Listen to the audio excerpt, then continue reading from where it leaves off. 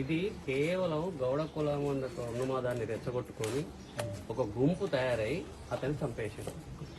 అతను తక్కువ కులం అని.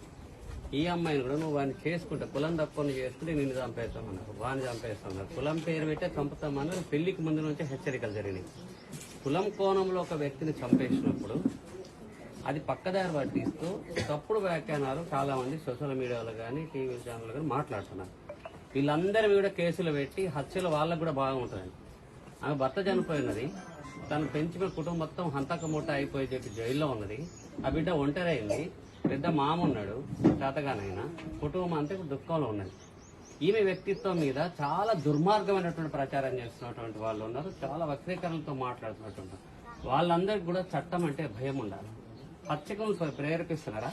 హత్యలు చేయమని చెప్తున్నారా? ఆ బిడ్డకు రక్షణ ఇవ్వరా? ఆ బిడ్డకు మరో ధైర్యం ఇవ్వరా? ఇక్కడ హత్య జరిగింది, ఈమె ప్రాణానికి కూడా హాని ఉన్నది. ఈమె కదా సార్ ప్రధాన కారణం.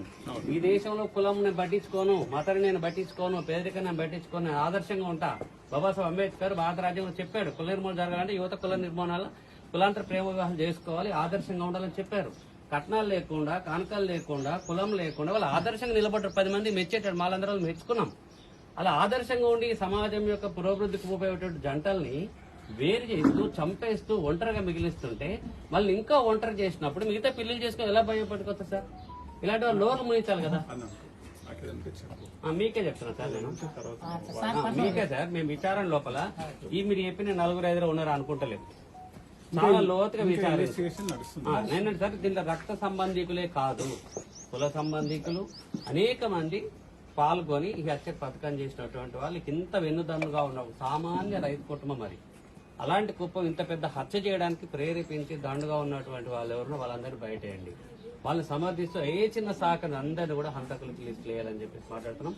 ఖచ్చితంగా ఇలాంటి హత్యలు జరగకుండా ఆ బిడ్డకు రక్షణ కావాలి సార్. ఇక్కడ మేము పోలీస్ ప్రొటెక్షన్ కోరుతున్నాం. ఈ ఇంటి దగ్గర ఒక్క పోలీసు లేరు, చూసారా ఎంత పేద కుటుంబం. ఇక్కడ రక్షణ ఎవరు? కాబట్టి రక్షణ పెట్టండి సార్, అలాంటి వాళ్ళని నియంత్రించండి.